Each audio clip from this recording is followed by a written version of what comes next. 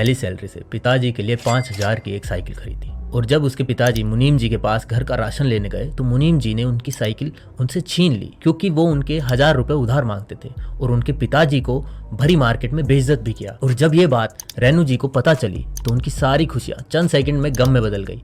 और ऐसा ही होता है जब आप पर कर्ज होता है। तो अगर किसी से आपने 1,000 रुपए लिए हैं तो वो उसके बदले आपको ताने सुनाता है, फिर बेइज्जत करता है, हैवी इंटरेस्ट लगाता है और लास्ट में 1,000 के बदले आपसे उससे ज़्यादा अमाउंट की वसूली भी करता है। और ऐसा छोटे गाँव के लोगों के साथ या स्मॉल बिजनेस ओनर्स के साथ ज़्यादा देखने को मिलता है। आप पर चाहे कर्ज हो या ना हो, लेकिन अगर आप अपनी ज़िंदगी में कर्ज से दूर रहना चाहते हैं, एक लोन फ्री लाइफ जीना चाहते हैं, तो नेक्स्ट 10 मिनट्स में मैं आपको वो टिप्स बताने वाला हूं जिससे आप अपने लोन्स को इजीली मैनेज करके उनको जल्द से जल्द चुकता कर सकते हो।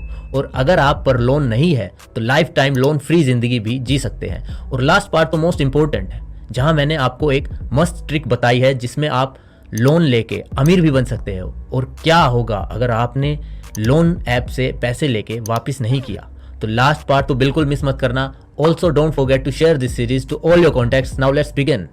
लोन का जादू। जब भी हमें लगता है कि हमारी जिंदगी का एक बड़ा सपना पूरा होने जा रहा है, चाहे वो एक नई कार हो, वो सपनों का घर हो या शायद एक ग्रैंड वेडिंग हो, तब लोन लेने का आइडिया हमें किसी मैजिक से कम नहीं लगता। एक सिंपल सा पेपर साइन करके हम वो सब कुछ पा सकते हैं जो हमें हमेशा चाहिए। एक सिंपल सी मोबाइल लोन ऐप से बस कुछ ही मिनट्स में हमारे अकाउंट में लाखों रुपए आ जाते हैं। जब हम लोन लेते हैं तो कुछ टाइम के लिए एक अलग ही दुनिया में चले जाते हैं, जहाँ हर चीज पॉसिबल लगने लगती है। कोई बिल्स की टेंशन नहीं, कोई पार्टी के लिए पैसा ना होने का टेंशन नहीं। कुछ टाइम के लिए हम इतने आज़ाद हो जाते हैं कि हमें लगता है कि हमारी सारी फाइनेंशियल कंडीशन पूरी तरह से खत्म हो गई और हम अपनी सभी फाइनेंशियल प्रॉब्लम को इग्नोर करना शुरू कर देते हैं। लेकिन जैसे ही टाइम बीतने लगता है, वो जादू वाली दुनिया एकदम से ब्लू नजर आने लगती है और महीने की EMI डेट हमें सताने लगती है। वो एक्यूमुलेटिंग इंटरेस्ट और कांस्टेंट रिमाइंडर कि पैसा भरो और हमें जैसे परेशान सी करने लगती है। और फिर आपको समझ आता है कि जो पैसा आपने लिया है वो आपका नहीं, किसी और का है। और आपकी सारी एक्साइटमेंट कुछ ही पल में गम में बदल जाती है। और जब हमें रियलाइज़ होता है कि लोन लेने से ज़्यादा लोन चुकाने का प्रेशर हम पर है, तो वो शुरू में होने वाली सारी खुशी एक हैवी चैन की तरह फील होने लगती है। सारी फाइनेंशियल फ्रीडम एक बहुत बड़ी फाइनेंशियल प्रॉब्लम बनी नज़र आती है। और फिर हमें हमारी गलती का एहसास होता है कि हमें वो लोन नहीं लेना चाहिए था, लेकिन तब तक तो बहुत देर हो चुकी होती है। लेकिन मैं ये सब आपको क्यों बता रहा हूँ? इसीलिए ताकि आप ये सीख सकें कि लोन लेना कितना हार्मफुल हो सकता है। जो शुरू में एक जादू और लोन का पैसा खत्म होने पर अभिशाप जैसा लगता है, तो ये तो हमें समझ आ गया। लोन लेने से psychological pressure, social image issues और भी बहुत सारी प्रॉब्लम हो सकती है। लेकिन अब इन सब से बाहर कैसे निकलें, चलिए धीरे धीरे से ये समझते हैं। सबसे पहले समझदारी से अपनी फाइनेंशियल कंडीशन को समझो। जब आप मल्टीपल लोन्स में फंसे होते हैं तो पहला कदम ये होता है कि आपको अपनी करंट फाइनेंशियल कंडीशन को समझना पड़ेगा।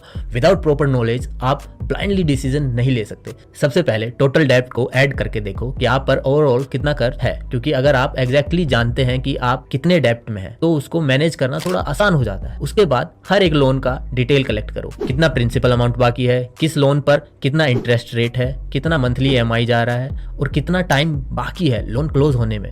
हर लोन का एक क्लियर ब्रेकडाउन बनाएंगे। एक्सेल शीट्स या कोई फाइनेंशियल सॉफ्टवेयर का यूज कर सकते हैं इस पर्पज के लिए। जब आपको क्लियर लिस्ट मिल जाती है आपके डेट्स की, तो आपको एक सेंस ऑफ क्लैरिटी मिलता है। आपको पता चल जाता है कि कौन से डेट्स अर्जेंट अटेंशन चाहते हैं और कौन से लॉन्ग टर्म के लिए प्लान किए जा सकते हैं। प्लस ये लिस्ट आपको हर मंथ रिमाइंड करेगी कि आप कहां पर हैं अपने रीपेमेंट जर्नी में। और लास्ट में अपनी ओवरऑल फाइनेंशियल सिचुएशन पर ध्यान दो। अगर आपको ये क्लियर है तो आप बेटर डिसीजन ले सकते हैं गोइंग फॉरवर्ड। ये स्टेप आपको एक रोड मैप प्रोवाइड करता है कि आगे आपको क्या करना है। Set priority. जब हम मल्टीपल लोन्स में फंसे होते हैं तब हमारे लिए ये डिसाइड करना बहुत जरूरी होता है कि कौन सा लोन हमें सबसे पहले चुकाना है, जो एक बहुत ही चैलेंजिंग टास्क होता है। एक स्ट्रेटेजिक तरीके से हम अपने सभी लोन्स को बहुत ही इजीली फ्री कर सकते हैं। इसके लिए सबसे पहले आपको ये समझना होगा कि हर लोन का अपना एक स्पेसिफिक इंटरेस्ट होता है। फॉर एग्जांपल, अगर आपने एक ट्रैक्टर लोन पर लिया तो उसमें आपको 13 से 16% का इंटरेस्ट रेट देखने को मिलेगा। अगर आपने एक कार लोन पर लिया है तो उसमें आपको 7 से 9% का लोन देखने को मिलेगा। और अगर आपने किसी मोबाइल ऐप से पर्सनल लोन लिया है तो उसमें आपको 30 से 45% तक का इंटरेस्ट देखने को मिलेगा। तो ऐसे में हमें सभी लोन्स को समझना होगा एंड जिस लोन में सबसे ज्यादा इंटरेस्ट लग रहा है,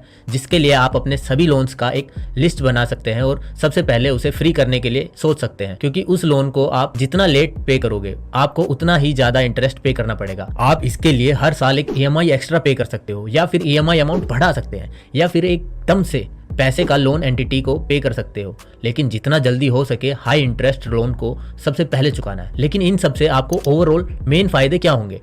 ऐसा करने से आपको ओवरऑल कम इंटरेस्ट पे करना पड़ता है और मेंटली रिलीफ मिलता है। आपका एक हाई इंटरेस्ट लोन का बर्डन धीरे धीरे कम हो रहा है। सभी लोन को समय से पहले चुकाने का एक इफेक्टिव तरीका है उन्हें राइट ऑर्डर में टारगेट करना। By understanding and acting on this, आप अपनी फाइनेंशियल कंडीशन को इंप्रूव कर सकते हैं। लोन कंसोलिडेशन, वैसे तो मल्टीपल लोन मैनेज करना बहुत ज़्यादा कॉम्प्लेक्स हो सकता है, लेकिन एक सॉल्यूशन है जो लोग कंसीडर करते हैं, जिसे बोलते हैं कंसोलिडेशन। लेकिन लोन कंसोलिडेशन होता क्या है, इसके फायदे क्या हैं और इसमें किन किन बातों का ध्यान रखना होता है, चलिए समझते हैं। लोन कंसोलिडेशन का मतलब है कि आप अपनी सभी छोटे छोटे लोन्स को एक बड़े लोन्स में मर्ज कर देते हैं। इससे आपको सिर्फ एक लोन की चिंता करनी पड़ती है, ना कि अलग अलग लोन्स की, और इसमें आपको इंटरेस्ट रेट भी फिक्स देखने को मिलता है, जो कि छोटे छोटे लोन्स के मुकाबले कम होता है। फॉर एग्जाम्पल, मानो आपने 2-3 मोबाइल एप्लीकेशन से छोटे छोटे 20-20 हज़ार के 2-3 लोन ले रखे हैं, जहां आपको इंटरेस्ट रेट 35% पे करना पड़ रहा है। लेकिन उसी जगह आप बैंक जाते हैं और लाख रुपए का लोन लेते हैं, तो आपको इंटरेस्ट रेट 14% देना पड़ता है। तो एक तो आपके छोटे छोटे मल्टीपल लोन क्लियर हो जाएंगे और दूसरी आपका ओवरऑल इंटरेस्ट 21% से कम हो जाएगा। इन सिंपल, अगर आप लोन कंसोलिडेशन करते हैं तो आपको मल्टीपल लोन्स का केवल एक EMI पे करना पड़ता है, दूसरा कम इंटरेस्ट रेट पे करना पड़ता है, तीसरा आपका रीपेमेंट करने के लिए फ्लेक्सिबल रीपेमेंट मेथड मिल जाता है, जो किसी भी लोन को रीपे करना बेहद ईजी बना देते हैं। लेकिन इन सब में एक बात का ध्यान रखना कि जब आप बड़ा लोन लेते हैं तो बैंक प्रोसेसिंग फी के नाम पर लोन अमाउंट का 3 से 5% चार्ज करती है। तो बड़ा लोन लेने से पहले उसे एक बार कैलकुलेट कर लेना है, ताकि आपको पता चल सके कि लोन कंसोलिडेशन से आपका फायदा हो रहा है या फिर नुकसान। ये हमारी आज की सीखो सीरीज का लास्ट पार्ट होने वाला है।